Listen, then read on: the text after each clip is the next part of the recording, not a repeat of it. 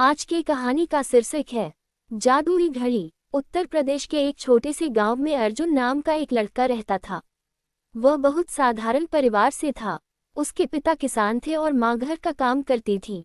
अर्जुन पढ़ाई में ठीक था, लेकिन उसका मन हमेशा नई नई चीजें जानने में लगता था। उसे पुरानी वस्तुएं इकट्ठा करने का बहुत शौक था।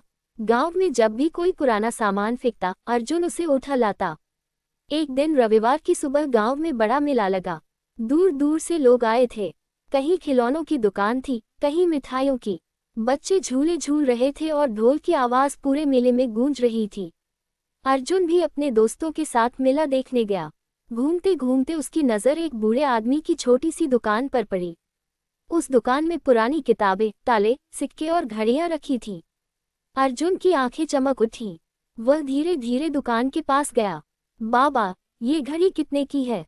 अर्जुन ने एक पुरानी सुनहरी घड़ी उठाकर पूछा। बूढ़ा आदमी मुस्कुराया। उसकी सफेद दाढ़ी हवा में हिल रही थी। ये कोई साधारण घड़ी नहीं है बेटा, बूढ़े ने धीमी आवाज में कहा। तो कैसी घड़ी है? अर्जुन ने उत्सुकता से पूछा। ये समय का रहस्य जानती है? अर्जुन हंस पड़ा। ऐसी बातें तो कहानियों में होती हैं। बूढ़ा आदमी गंभीर हो गया। हर कहानी में थोड़ा सच होता है। अर्जुन को बूढ़े की बात अजीब लगी, लेकिन उसे घड़ी बहुत पसंद आ गई।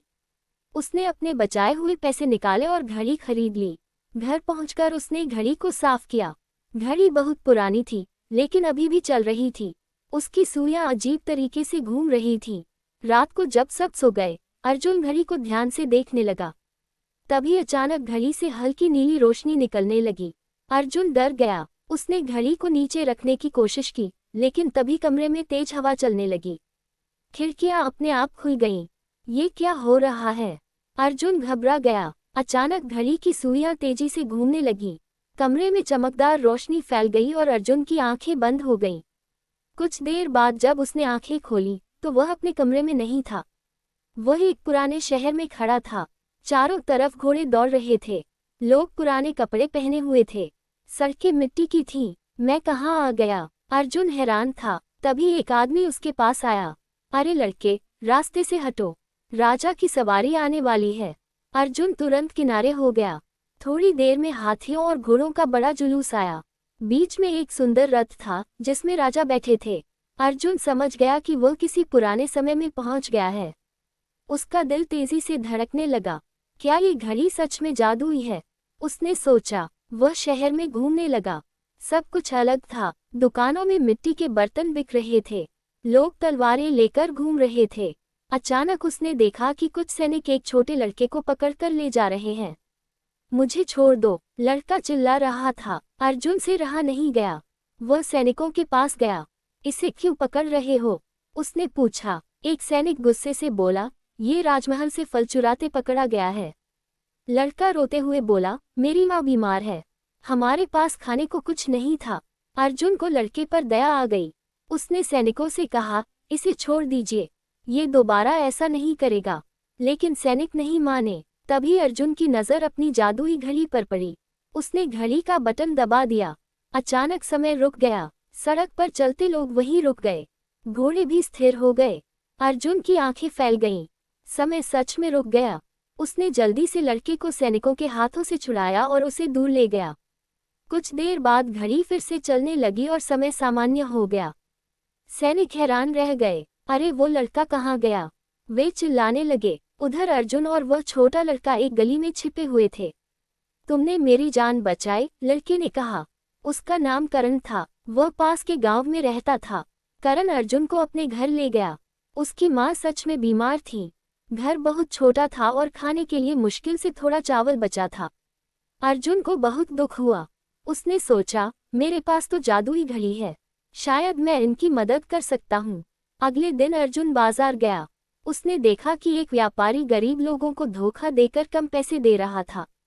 अर्जुन ने मौका देखकर घड़ी से समय रोक दिया। फिर उसने व्यापारी की तिजोरी से कुछ सोने के सिक्के निकाले और गरीब लोगों में बांट दिए। जब समय फिर चला तो व्यापारी कुछ समझ ही नहीं पाया। धीरे धीरे अर्जुन पूरे शहर में मशहूर हो गया। लोग उसे रहस्यमय लड़का कहने लगे। लेकिन हर कहानी में एक खलनायक भी होता है। राजा का मंत्री बहुत चालाक और लालची आदमी था। उसका नाम भैरव था। उसे पता चल गया कि शहर में कोई जादुई शक्ति वाला लड़का घूम रहा है। भैरव ने अपने सैनिकों को आदेश दिया, उस लड़के को खोजकर मेरे पास लाओ। कुछ दिनों बाद सैनिकों ने अर्जुन को पकड़ लिया। उसे राजमहल में ले जाया गया। भैरव सिंहासन के पास बैठा था। उसकी आंखें बहुत डरावनी थीं। सुना है तुम्हारे पास जादुई शक्ति है, भैरव बोला। अर्जुन चुप रहा। अगर तुमने सच नहीं बताया तो तुम्हें जेल में डाल दूंगा। अर्जुन डर गया, लेकिन उसने घड़ी का राज नहीं बताया। भैरव ने सैनिकों को इशारा किया। अर्जुन को अंधेरी जेल में बंद कर दिया गया।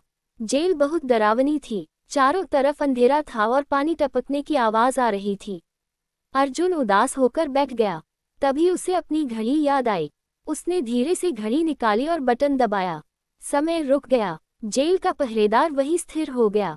अर्जुन ने चाबी उठाई और जेल का दरवाजा खोल लिया। वह चुपचाप महल से बाहर निकल गया। लेकिन भैरव बहुत चालाक था। उसने अर्जुन का पीछा कराया। रात के समय अर्जुन जंगल में भाग रहा था। पीछे सैनिक मशालें लेकर दौड़ रहे थे। अचानक अर्जुन एक पुराने मंदिर के सामने पहुंच गया। मंदिर बहुत प्राचीन था। उसकी दीवारों पर अजीब चिन्ह बने थे। अर्जुन अंदर चला गया। मंदिर के बीचों बीच एक पत्थर की मूर्ति थी। मूर्ति की आंखों में चमक थी। तभी घड़ी अचानक तेजी से चमकने लगी। मूर्ति के सामने एक दरवाजा खुला। अर्जुन डरते डरते अंदर गया। वहां एक बूढ़ा साधु ध्यान लगा रहा था। मैं जानता था कि तुम आओगे, साधु ने आंखें खोले बिना कहा। अर्जुन चौंक गया। आप मुझे जानते हैं? साधु मुस्कुराया। और उस घड़ी को भी। अर्जुन ने घड़ी कसकर पकड़ ली। डरो मत, साधु बोला।